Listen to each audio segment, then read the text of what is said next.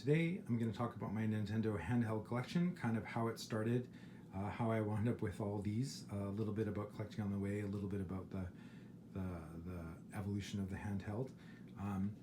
The first Nintendo handheld I had was probably like 12-ish years ago, and it was this Glacier Purple Game Boy Advance. And it was given to me by the girlfriend of a friend who said, "Hey, I don't need this anymore. You have kids. I'll give you this and a bunch of games for $10 because I'd like to see it go to a good home and the kids and where kids would enjoy it." So I'm like, "Well, that sounds like a good deal." So we exchanged the money for the Game Boy Advance, and I took it home. One of the games was Pokemon Ruby, which my son started playing, but he was a little bit young and needed a bit of help. And once I started helping him, I wound up realizing that there was actually some fantastic games on this platform, and that probably wanted to continue on. So the next games to come out were Diamond and Pearl, sort of after Pokemon Sapphire, Ruby, and then Emerald. And they may have released Leaf Green around the time. We were sort of at the crossover between Game Boy Advance and DS, but this was the first Nintendo handheld I purchased, which is the DS Lite. They started off with just a regular DS, a little more angular, a little bit bigger, but they quickly released this nicer, packaged, smaller, streamlined version, which is great. So I wound up playing Diamond and Pearl on this, and it was kind of shared by a bunch of people, but that made us kind of think we could maybe use another one or two. So I wound up buying this one also because it's gold and it's Zelda, and I got it in a pack with the Zelda Phantom Hourglass, which was fantastic. And then when we were on holidays, actually mostly camping, but we were at West Edmonton Mall. We were going to go to the water park, but the kids didn't seem that interested. And actually buying a DS was about the same price. And we wound up buying this one with the added benefit that since I have 3 kids, every kid had a DS. And it came with this fantastic, some of these come with really nice cases. So I put a couple of the cases here they came with. And then that led to, I wound up buying this blue DSi.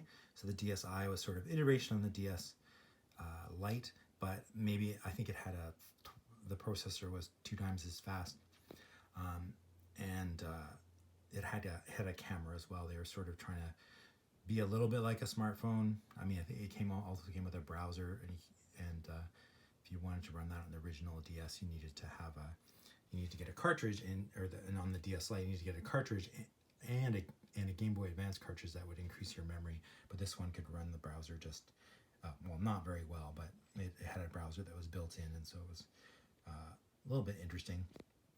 I wound up picking up this Pokemon White version. There's actually a corresponding black version at a garage sale, and just thought it was a little bit understated, but still really, really cool, and came with the case as well. I also have the DS Lites. I've got a few other variants. I've got this Crimson one. This one I just sort of picked up at a flea market. These other 2 I picked up at garage sales, just trying to collect different colors. Next, when the 3DS came out, I was quite interested. I think there was Super Mario 3D World was out at the time, and I didn't get the 3DS as soon as it came out, but I did get the 3DS XL, which is this red one, the day that it was released. I thought it'd be nicer to have a bit of a bigger screen, and I hadn't bought a 3DS so far, so I actually don't have a regular sized 3DS. But I wound up, over time, buying all these 3DSs. So that's the Pokemon X or Y. There's a red version as well. That's just the straight Zelda. This is Majora's Mask Zelda, but this was the last of the Nintendo consoles, which was the new 3DS with a little nubbin for control and faster processors. There's a few games that require it, like I think Xenoblade Chronicles, but not too many. Actually, also for the DSi, there's a few games that require it because it's got a bit of a faster processor, but not very many. It wasn't like, it was really still just living off of the DS Lite games, and most games would just be DS Lite compatible. You wouldn't need a DSi for them. Then at some point, this is a Nintendo 2DS, where they decided to throw away 3D altogether and make sort of a non-foldable handheld in a nicer little format. And they're kind of cool. This was the Omega Ruby version. And they had a blue sapphire version, and they were actually pretty inexpensive. So I think this is my son's that he grabbed. Yeah, this is the Game Boy Micro. So they basically, this actually came out kind of coincident with the DS's. It was kind of the last Game Boy Advance, but like basically, not much bigger than the cartridge, and has a beautiful backlit, although small screen, and it's great for playing games.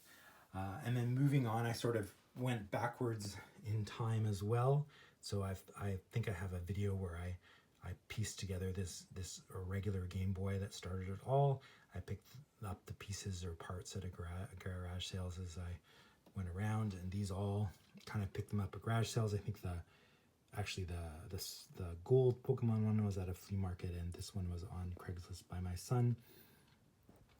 Then they have I've got a couple variants of the Game Boy Pocket, which are just slightly smaller versions of the Game Boy Color.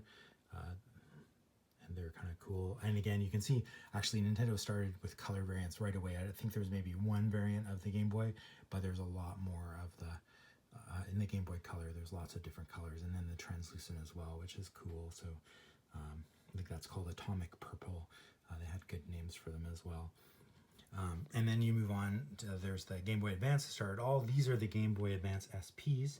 It's where they basically put it into this flip format. Fits a little bit better in your pocket. Screen's protected, and basically you can see that they iterated on this by putting in two screens with the Nintendo DS. So they've been slowly iterating over time.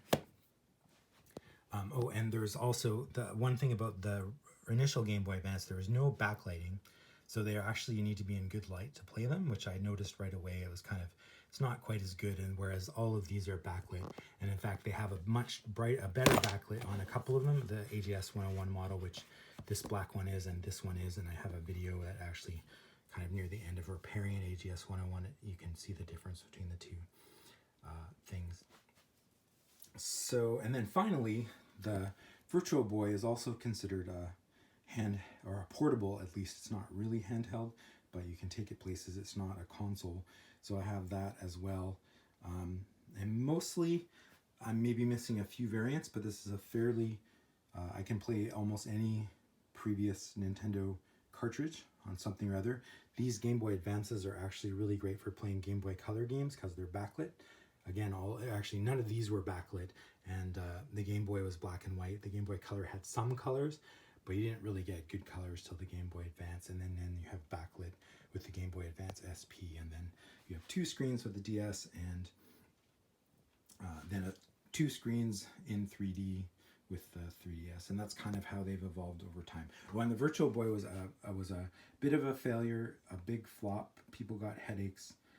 It's basically red only, but you can easily get a headache just from playing it. So I think that's my collection. I'm still always working on it. If I find other variants, I will probably pick them up, but I kind of am pretty happy with where it's at. It's got a good selection of different models and different styles. And yeah, thanks for watching.